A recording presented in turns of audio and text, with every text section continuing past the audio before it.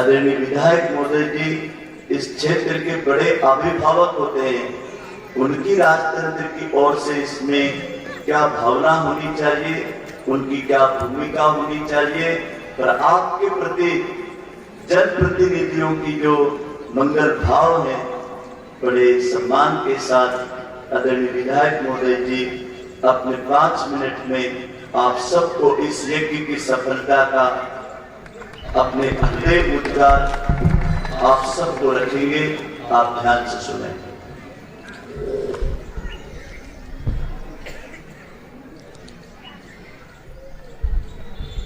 भारत माता की, गायत्री माता की।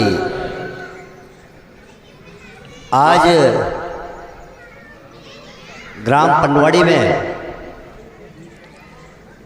गायत्री परिवार द्वारा आयोजित जो आगामी समय में हमारे ग्राम पनवाड़ी में 24 कुंडी यज्ञ प्रारंभ होगा, उसका आज हम भूमि पूजन करने जा रहे हैं। ऐसे गरिमामय कार्यक्रम में उपस्थित हम सबके सम्मुख बैठे मंच पर आसीन, जिन्होंने अपना पूरा जीवन इस परिवार को देते हुए युग निर्माण की योजनाओं को सार्थक करने के लिए अपना जीवन आहूत करने वाले ऐसे हमारे परम पूज्य आदरणीय मेवालाल जी पाटीदार जी, मंच पर उपस्थित सभी गुरुदेवगण, यहाँ पर उपस्थित सभी वरिष्ठ आशीर्वाददाता, माताओं बहनों, तो इस परिवार से जुड़े हुए सभी सदस्यगण, मैं सर्वप्रथम तो सबसे पहले शाहजहाँपुर विधानसभा क्षेत्र में आपका हार्दिक अभिनंदन, हार्दिक स्वागत करता हूं। निश्चित रूप से भारत देश आदिकाल से सनातन धर्म रहा है। सनातन धर्म को मानने वाला यह देश ऋषि मुनियों का देश भी कहलाया है। लेकिन विगत कई वर्षों पहले इस प्रकार का जिक्र अभी गुरुदेव ने किया है, इस भारत देश को नष्ट करने का अनेक षड्यंत्र रचे गए। जब पहला षड्यंत्र रचा गया जब मुगलों द्वारा इस सनातन धर्म को समाप्त करके इस भारत देश को कहीं न कहीं सनातन धर्म को दूर किया जाए, तो उन्होंने मुगल काल के समय में 400 वर्ष तक इस भारत देश के जितने भी हमारे आराध्य देव स्थल थे उनको चुन चुन कर समाप्त करने का जो षड्यंत्र रचा था। लेकिन वे कुछ हद तक तो सफल हुए, लेकिन देश की पावन धरा पर रहने वाले नागरिकों ने सनातन धर्म को खत्म नहीं होने दिया, संघर्ष भी किया। मुगलों का वो 400 साल का कार्यकाल भी समाप्ति की ओर गया, लेकिन कहीं न कहीं वो ऐसे कार्य करके चले गए जिसमें हमने देखा भी है कि हमारे निष्ठा के आराध्य देव के स्थानों को उन्होंने नष्ट किया, जिसमें से अयोध्या हमारे सामने था, काशी हमारे सामने है। ऐसे अनेक धर्मस्थ लोगों ने नष्ट करके भारत से सनातन धर्म को समाप्त करने का जो चेष्टा की थी उसको समाप्त तो नहीं कर पाए, लेकिन कुछ विध्वंस कर गए। उसके बाद इस देश को आर्थिक रूप से जो सक्षम हमारा देश का विश्व गुरु सोने की चिड़िया कहलाता था, उसको समाप्त करने के लिए हमारे देश में अंग्रेज आए।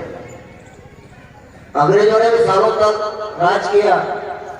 कोई भारत देश की जो आर्थिक स्थिति हमारी थी, सोने की चिड़िया जो हम कहलाते थे, हमारे सोमनाथ के मंदिर को लूटा और निश्चित रूप से इस प्रकार से देश में हमारी आर्थिक स्थिति को कमजोर करने का प्रयास किया।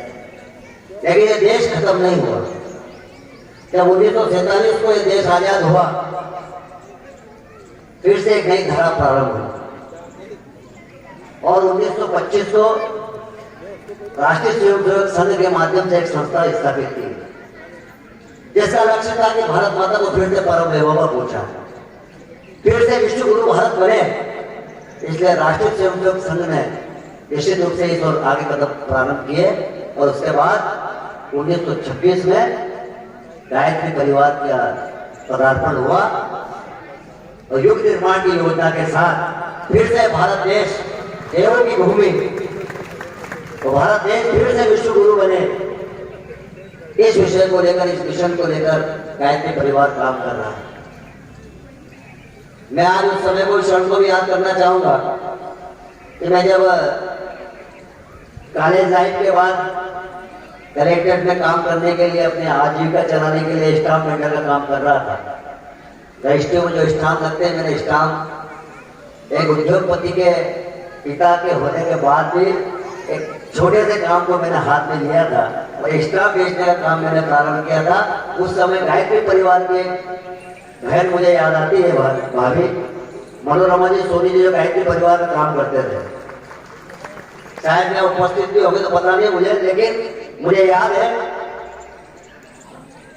है कि जब मैं स्टाम्प लेता था तो वहां पर एक पुस्तक लेके मेरे पास आते थे कि एक आप पुस्तक पढ़ना, गायत्री परिवार के आप स्वाध्यायी बनो। तो मैंने पुस्तक मासिक 15 दिन में आती थी शायद, अखंड जो थी, उसको जब मैंने स्वाध्याय करना प्रारंभ किया तो निश्चित रूप से मुझे जोड़ने का, अगर आज मैं गायत्री परिवार में उपस्थित हुआ तो मनोरमा सोनी जी की महत्वपूर्ण भूमिका है इस परिवार से जोड़ने के लिए। मैं उनको धन्यवाद और साधुवाद देता हूँ और निश्चित रूप से आपके जो अपने कार्यक्रम है पूरे देश में और विश्व में इस देवभूमि को निश्चित रूप से भारत देश को फिर से विश्व गुरु बनाने में आप कोई रोक नहीं पाएगा। इसके लिए भी आपकी ताकत है, आपके वोट की ताकत है। जब आपने वोट दिया तो निश्चित रूप से वो ताकत उभर कर आए और आज दावे के साथ हमारा प्रधानमंत्री अगर मंच से कहता है, हमारा मुख्यमंत्री हमारे दावे के साथ कहता है, बटेंगे तो कटेंगे। ये भाव कहां से पैदा हुआ है? इन संस्थाओं से पैदा हुआ है। हम एक रहे देवभूमि के लिए, हम सब लोग सनातन धर्म के लिए, हम सब लोग, प्रक्रिया सबके अलग हो सकती है लेकिन भाव हमारा एक इस भारत माता को परम महबूब पर पहुंचाने के लिए हम सब लोग अपने अपने संस्थाओं के माध्यम से जो काम कर रहे हैं देवभूमि के रूप में, निश्चित रूप से आप साधुवाद के पात्र हैं। मैं ज्यादा कुछ नहीं कहते हुए, जो सामने हमारे आशीर्वाद दादा बैठे हैं जिनके कारण से मैं आज जनपंक्ति के रूप में उपस्थित हुआ हूँ, निश्चित रूप से दोनों हाथ जोड़कर आपको प्रणाम करता हूँ, साधुवाद देता हूँ। विशेषकर इन पंक्ति में जो बैठे कुछ इधर भी बैठे हैं, हमारी लाडली बहनों ने जो कमाल किया है वो अद्भुत है।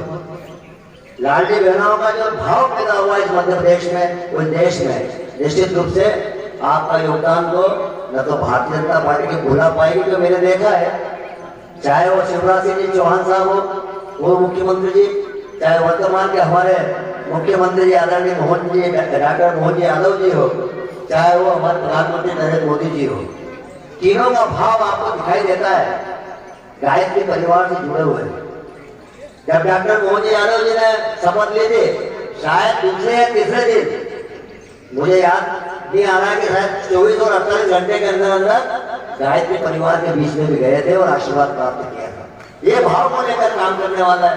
निश्चित रूप से मुख्यमंत्री जी हमारे बीच में भी है। मैं इस अवसर पर यहाँ के आयोजकों को धन्यवाद देता हूँ, गायत्री परिवार के जो जिला मुख्यालय पर बैठे हैं, जो संचालित कर रहे हैं, उनको भी धन्यवाद देता हूँ, बधाई देता हूँ। जो कार्यक्रम आप आयोजित करने वाले, जो मेरी भूमिका हो उसमें, मैं निश्चित रूप से आयोजकों को विश्वास दिलाता हूँ, तन मन धन समर्पित करते हुए निश्चित रूप से इस कार्यक्रम को हम सफलतापूर्वक आगे बढ़ाएंगे। और ये तो अद्भुत है, 24 कुंडी यह हमारे बनवाड़ी में हो रहा है, हमारी विधानसभा क्षेत्र में हो रहा है। इसका लाभ निश्चित रूप से यहाँ के लोगों को तो मिलेगा ही मिलेगा, लेकिन यहाँ से उत्पन्न जो ऊर्जा होगी वो निश्चित रूप से सकारात्मकता का जो भाव पैदा होगा और एक धार्मिक भावना है जो यहाँ पर आज के नवयुवकों को जो आवश्यकता है। तो हमने भी कई बार परिवार के बीच में बात करना बंद कर दिया है। नवयुवकों के बीच में हमें बात करने की आवश्यकता है, परिवार के बीच में हमें बातचीत करने की आवश्यकता है कि हमारा देश पहले क्या था, किन किन कारणों से हमारा देश किन किन स्थितियों से गुजरा है। तो आज के नवयुवकों को परिवार के साथ बैठकर इन बात की चर्चा करने की आवश्यकता है। और ये देश अभी कहीं ना कहीं पश्चिमी संस्कृति के चपेट में है। हमें भी थोड़ा इंगित भी करना है हमारे नौजवान साथियों को कि आने वाले समय में हमें धार्मिकता के साथ काम करते हुए निश्चित रूप से हमारी आजीविका भी चलाना है, देश को भी आगे बढ़ाना है। और हमारी भूमिका क्या, तो अभी आपने बहुत अच्छे शब्द दिया कि जब ये पहचान हो जाए कि मैं क्यों आया हूँ, तो देश के प्रधानमंत्री जी ने भी कहा है आजादी के 1947 को देश आजाद हुआ था, वो 100 वर्ष का पूर्ण हो रहे हैं 2047। तो 2047 में मेरा भारत कैसा होगा, इसकी कल्पना की है उन्होंने और हमसे अपेक्षा भी की है कि हम हर क्षेत्र में आगे बढ़े, हम हर क्षेत्र में नंबर 1 पर आए, कि भारत देश आर्थिक रूप से भी सक्षम बने और राष्ट्रीयता के मामले में भी हम परम वैभव और भारत माता को पहुंचाने में अपनी भूमिका जो हो सकती है, जिसकी क्या भूमिका है, वो अपनी पूरी ताकत के साथ काम करेंगे। तो निश्चित रूप से जो लक्ष्य हमारे गुरुदेव पंडित श्री राम जी आचार्य जी ने लिया है, माता जी ने लिया और आज उनके परिवार के प्रणव जी पंड्या जी ने भी जो हमारे बीच में जो संकल्प लेकर काम कर रहे हैं, भाव हमारे सब एक है। भाव का मतलब वही है, युग निर्माण, भारत का निर्माण। और निश्चित रूप से हम सब लोग इसी क्षेत्र में आगे बढ़ रहे हैं। मैं पुनः आप सब लोगों ने यहाँ पर मुझे बुलाया, स्वागत किया, इसलिए बहुत बहुत धन्यवाद। मैं पुनः आप सब लोगों का अभिवादन करता हूँ, धन्यवाद देता हूँ। और मुझे जब कुछ देर में जब बैठा था, आदरणीय आपके बारे में जब चर्चा हो रही थी, तो निश्चित रूप से ध्यान में आता है कि जीवन में हम आए क्यों। जीवन में केवल खाना, काम करना, यही हमारा काम थोड़ी है। सोना, ईश्वर ने हमें जाने कितनी योनियों के बाद ये मनुष्य योनि दी है, तो किसी कारण से दी है और उसका भाव समझते हुए हम निश्चित रूप से हमारी जो प्रक्रिया है, परिवार में भी हमारे बीच में काम करना, लेकिन परिवार के बीच में से मुक्त होकर भी हमें किसी संस्था के माध्यम से इस भारत देश के लिए हमें जो काम करना है, निश्चित रूप से भाव हमारे दिल में आ जाए, चाहे वो गायत्री परिवार के साथ काम करे, चाहे RSS के साथ काम करे, लेकिन हमारा भाव वही है, युग निर्माण का हो या भारत माता के परम वैभव पहुंचाने का हो। ऐसे तो मैं भाव देख रहा था कि पूरा जीवन उन्होंने समर्पित कर दिया है, गाय को लेकर, पर्यावरण को लेकर, हर चीज के भाव को लेकर, गायत्री परिवार से जुड़कर तो देश सेवा में आप सब लगे हो। इसलिए पुनः आपको प्रणाम करता हूँ, साधुवाद देता हूँ। और साथ ही आप सब लोगों से निवेदन है कि कुछ विशेष योजना तो हमारे मन में व्यक्ति के पास होना चाहिए, चाहे वो देश से संबंधित हो, परिवार से संबंधित हो या स्वयं के निर्माण से संबंधित हो। कहा है कि हम सुधरेंगे तो युग सुधरेगा। शुरुआत कहां से होती है? हर चीज के मैं से होती है कि मैं अगर ठीक हुआ तो मेरा परिवार ठीक होगा, मेरा परिवार ठीक होगा तो मेरा समाज ठीक होगा, मेरा समाज ठीक होगा तो देश सही राह पर चलेगा। मैं पुनः आप सब लोगों का अभिवादन करता हूँ, धन्यवाद देता हूँ। भारत माता की जय, गायत्री माता की जय। बहुत बहुत धन्यवाद आदरणीय विधायक महोदय जी। आपके उद्गारों ने, आपकी भावनाओं ने इस विधानसभा क्षेत्र को, आपके राजनीतिक स्वभाव में सेवक का, पुत्र का स्वभाव होना, संस्कृति को पोषण करने के भाव होना, आप जैसे व्यक्तित्व का नेतृत्व, निश्चित रूप से आप जनता का जो छोटा छोटा टैक्स जाता है सरकार के खजाने में, उसका सदुपयोग भी होगा और समाज भी संगठित रहेगा। गायत्री परिवार आपके आने का और आपके आशीर्वचनों का और भावी आश्वासन के प्रति आपके प्रति कृतज्ञ है, धन्यवाद देता है। और ज्यादा धन्यवाद मैं आपको दूंगा, जैसे विधायक महोदय ने बोला ना कि यहाँ मुझे खड़ा करने वाली इनका आशीर्वाद है। आप ही यदि मतदान गलत डाल देते तो विधायक महोदय विधायक नहीं होते। तो पहला तो सम्मान आपका है कि आपने सही जगह पे निशान लगाया, सही समय है, यही समय है और यही सोच है, तो देश का भविष्य उज्जवल है। हम सब की आंखें आप निहारती है भारत माता के चरणों में। इन दो गीत की पंक्तियों के माध्यम से भूमि पूजन आरंभ होगा। आइए गुरुदेव माता जी के श्री चरणों का, भारत माता के चरणों का, जिसके एक हाथ में त्रिशूल है, एक हाथ में वह तिरंगा है जिसमें शांति का, तप का और सबकी समृद्धि का रंग हो, जिसके मुकुट में हिमालय जैसा तेज हो, जिसके रत्नों के सागर से जिसके चरण सागर धोता हो और जिसके भुजाओं में हमारे देश के संतों, सुधारकों, शहीदों के कर्म की सुगंध हो, ऐसी मां भारती का ध्यान करते हुए गुरु चरणों को आवाहन करें। गुरुवर हमें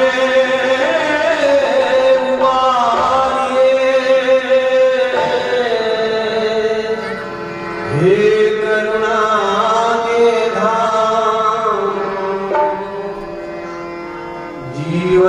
फल बनाए युग ऋषि आगे निहारी है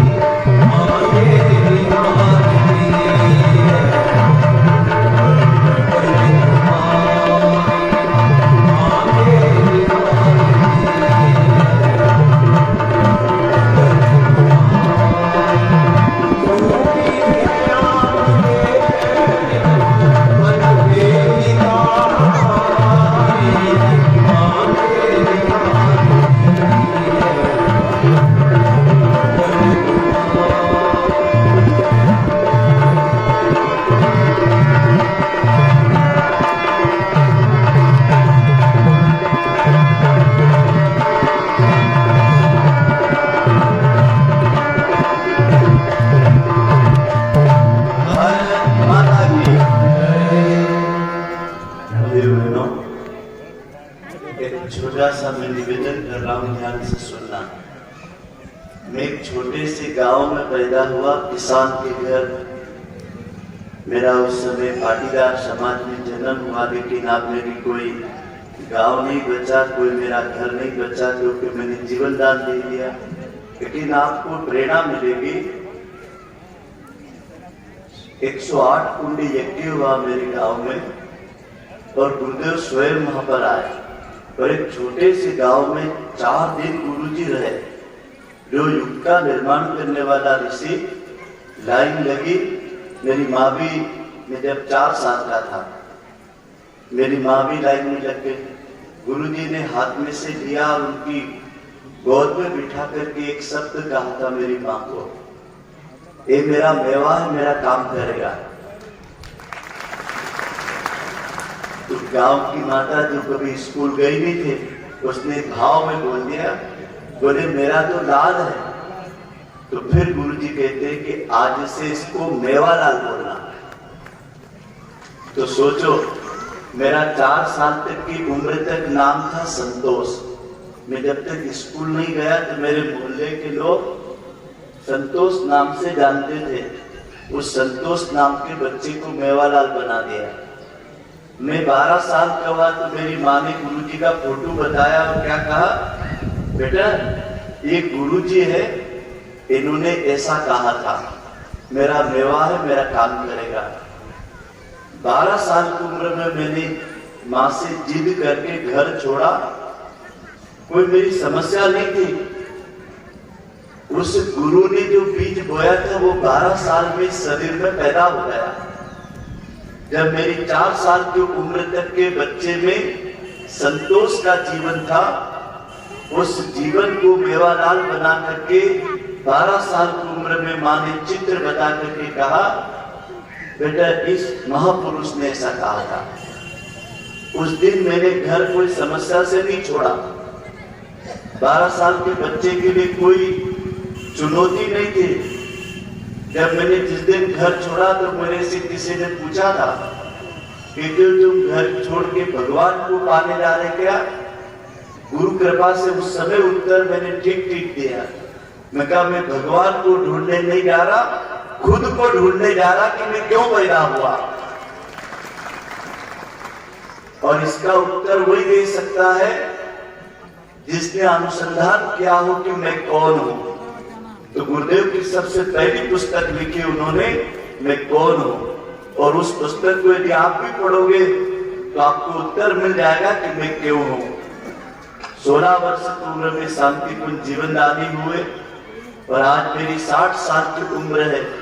4 मैंने संकल्प लिए थे 1984 में। पहला संकल्प लिया था, इस धरती पर किसी बैंक में मेरा खाता नहीं होगा, धरती पे मेरे नाम पर कोई जमीन की 1 इंच प्रॉपर्टी नहीं होगी।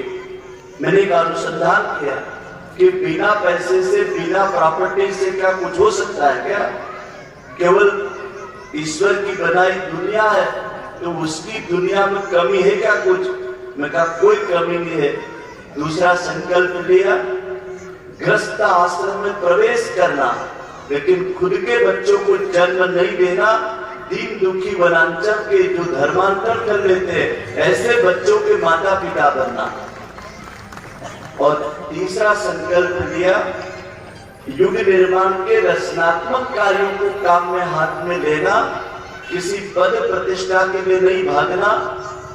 और पिछले दिनों में हिमालय रहा 24 दिन अमर गंगा के जल पर 1999 में, तो 24 साल पहले संकल्प लिया, इस धरती पर अंतिम सांस तक भोजन नहीं करना, सूर्य की ऊर्जा से और गाय के दूध और ऋतु फल पे रहना।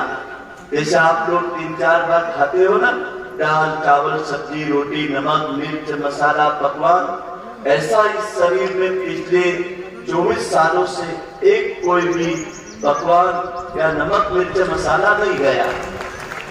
तो यदि आपको कोई बोले ना कि ये नहीं खाओगे तो कमजोरी हो जाएगी, तो आप 1 कप गाय का दूध पी लेना। कोई पूछे ना कि ये नहीं खाओगे तो ये बीमारी हो जाएगी, तो रंबा फल 2 खा लेना। हमारे वहां तो बहुत मिलता है। रंबा फल में देवताओं ने कहा भगवान विष्णु लोक में कि जो भोजन से मिलता है, जो पकवान से मिलता है, जो दवा से मिलता है, वो सारे तत्व इस पूरी प्रकृति ने एक फल में दे दिए। और उस फल का नाम क्या है?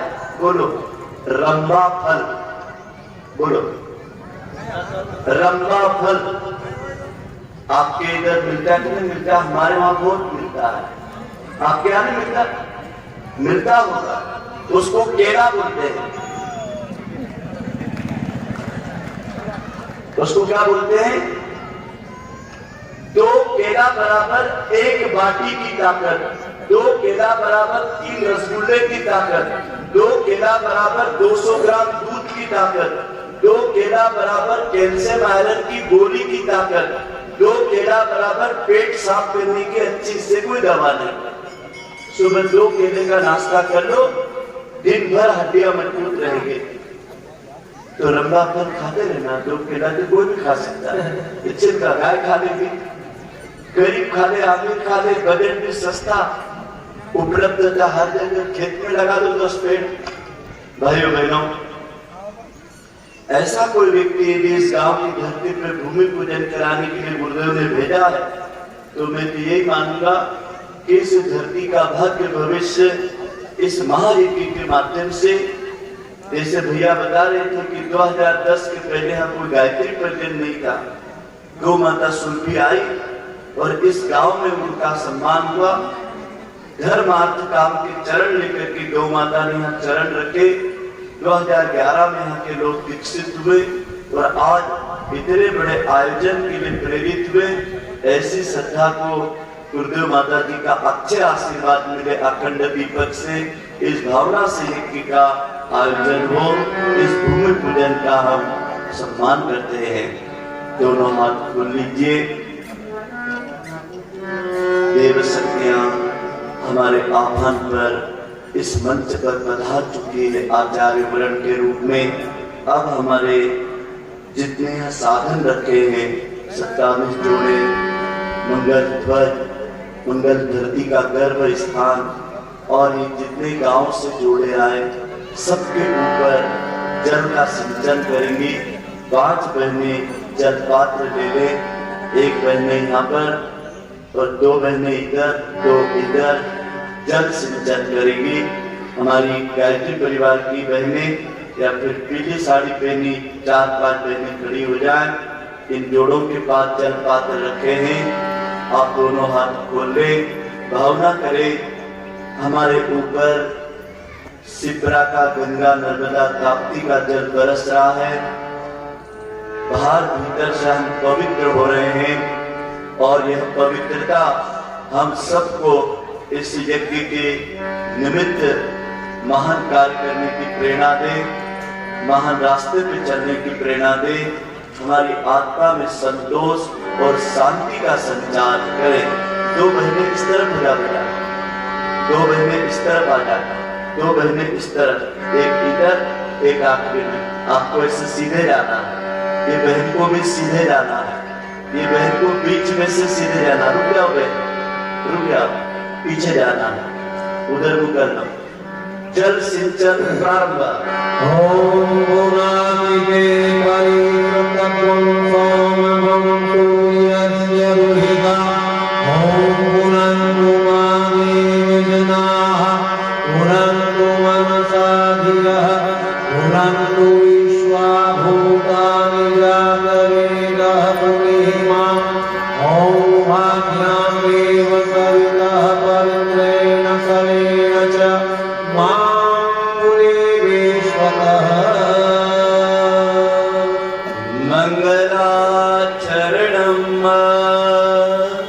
सभी बहनें पुष्प ले लें और जल की कटोरी रख दें।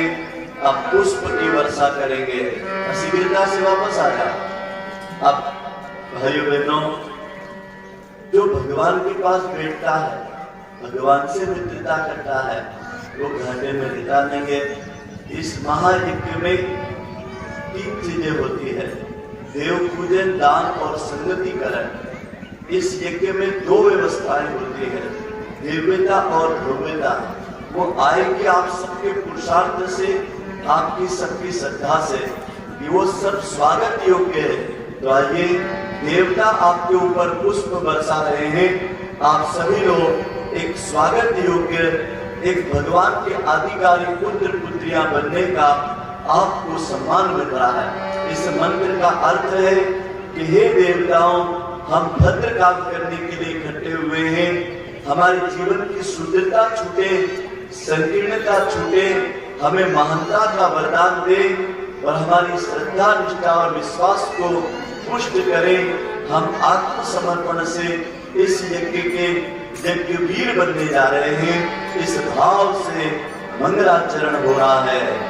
ओम भद्रं कर्णेभिः शृणुयाम देवा, भद्रं वक्षेमाक्षभिर्यजत्राः, स्थिरैरङ्गैस्तुष्टुवागं स्वस्तुनोभिः, व्यशेमहि देवहितं यदायुः।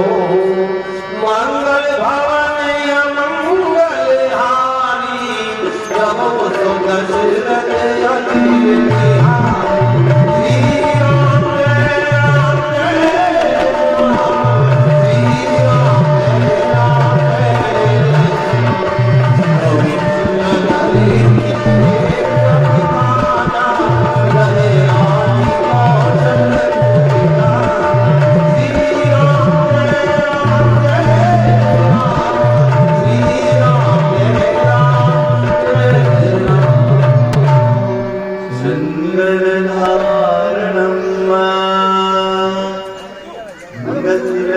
श्रेष्ठ को किया जाता है। बहनें अपने पतिदेव को, पतिदेव अपनी गृह लक्ष्मी को, अनामिका उंगली में कुमकुम हल्दी चंदन तिलक रखा है आपके पास, एक बूंद पानी डालकर पीला कर ले। जिनके पास पूजा की थाली नहीं है वे भाई बहन धरती माता पे हाथ रखे और माँ वसुंधरा की पूजन का मंगल तिलक करें। ओम चंद्रम भूम्यम पवित्रम पावनाशनम प्रतिपदायम वरदे। एक दूसरे को तिलक लगाइए। लक्ष्मी दिशती करुणा। भैया माथे पे लगाओ ना टीका, यहाँ लगाओ ना। संकोच नहीं करे, आपस में नहीं लोग संकोच नहीं लगाओ कि नहीं लगाओ। नहीं, कोई भाई से चूड़ी को लगा रहे हैं, जब आप माथे पे लगाओ आपकी गिरह की समय, आपके सम्मान की गिरह की समय अधिकार है, आपके जीवन का आधार है। यो यो नमः प्रचोदयात्। भाइयों बहनों, वर्ण सूत्र रखा है, रक्षा सूत्र, एक दूसरे की कलाई को मजबूत रखना। हम एक दूसरे के सहयोगी हैं, एक दूसरे की अपूर्णता को पूर्णता में बदलने के लिए दाम्पत्य जीवन में आबद्ध हुए हैं। घोड़े से बैठने का मतलब ही होता है कि गृहस्थ की गाड़ी में हमारे जीवन में दो शरीर तो है, प्राण एक है, आत्मा एक है, विचार एक होना चाहिए, मन एक होना चाहिए, भावनाएं एक होना चाहिए।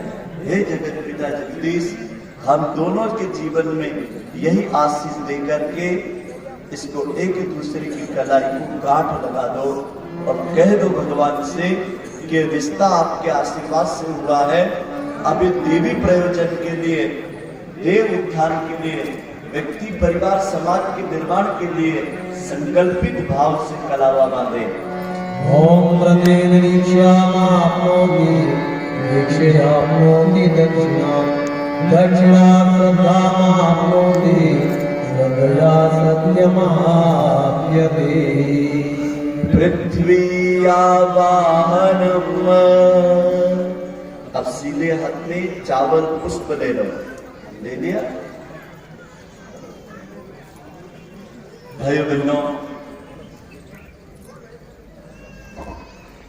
भाइयों बहनों, इस संकल्प की है, यह भूमि पूजन मात्र किसी एक दिन के समारोह का भूमि पूजन नहीं है।